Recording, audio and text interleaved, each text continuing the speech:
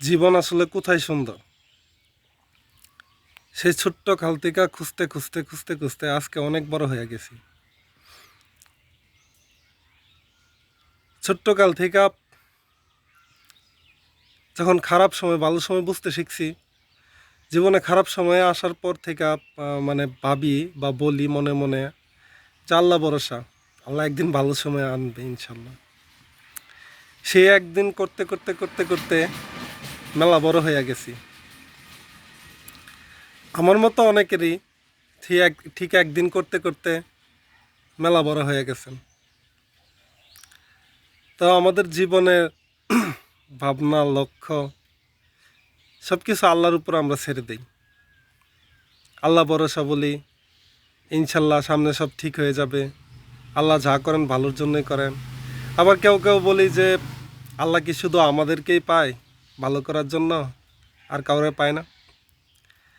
আমরা আসলে নিজেকে নিজের অবস্থান থেকে কমফোর্টেবল ফিল করি না, বা নিজের যে অবস্থান আছে সেই অবস্থানকে কখনোই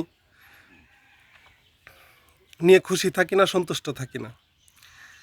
আসলে কথাটা সত্য যে আল্লাহ যা করেন ভালোর জন্য করেন, এবং আল্লাহ আমাদের ভালোর জন্য সব কিছু করেন। আমরা খারাপ সময় আল্লাহ আমাদেরকে দেয় একটাই মাত্র কারণ, খারাপ সময় আসলে কিন্তু সবার আগে আল্লাহর নামটা মনে আসে। আল্লাহ কতটা মহান যে আল্লাহকে মনে করানোর জন্য খারাপ সময় দেয়। আর ভালো সময় আমরা শুনি না, বা আমি নিজেও কখনো মানে আল্লাহকে এত ডাকি নাই আমার খারাপ সময় আমি আল্লাহকে যতটা ডাকতেছি। আমরা প্রত্যেকের নিজ নিজ জায়গা থেকে একদম পারফেক্ট আছি। এটা ভেবে মন খারাপ করবেন না যে আল্লাহ আমাকে অসুস্থতা দিছে, আল্লাহ আমাকে খারাপ সময় দিছে, আল্লাহ কি আমারই দেখে? আল্লাহ বলছেন যে আমি তাকেই খারাপ সময় দেই, তাকেই কষ্ট দেই যাকে আমি পছন্দ করি।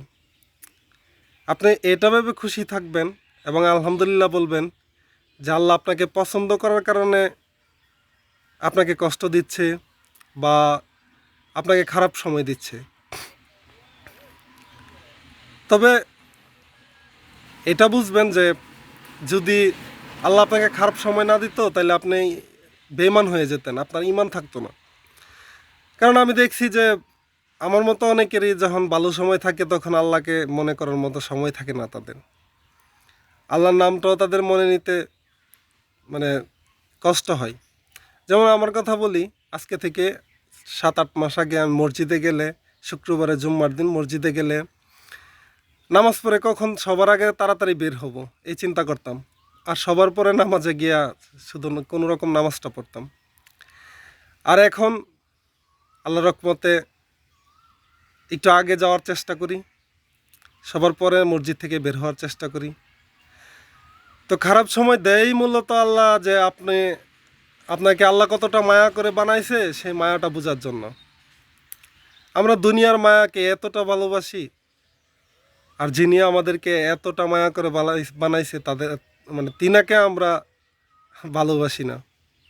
এর জন্য মূলত আমাদের জীবনে আল্লাহ কষ্টগুলা দেয়, দুঃখগুলা দেয়। তো কেউ কারো মানে নিজের অবস্থান দেখে মন খারাপ করবেন না, শুধু আলহামদুলিল্লাহ বলবেন। আল্লাহর কাছে বলবেন যে আল্লাহ আপনি আমাকে যা দিয়েছেন তা দিয়ে আমি সন্তুষ্ট আছি, আলহামদুলিল্লাহ আলহামদুলিল্লাহ আলহামদুলিল্লাহ। মেনে নিলেই জীবন সুন্দর, আর না মানলেই অসুন্দর। মেনে নিলেই সব কিছু সহজ, না মানলেই সব কিছু কঠিন। সবাই ভালো থাকবেন। আসসালামু আলাইকুম। আল্লাহ হাফিজ।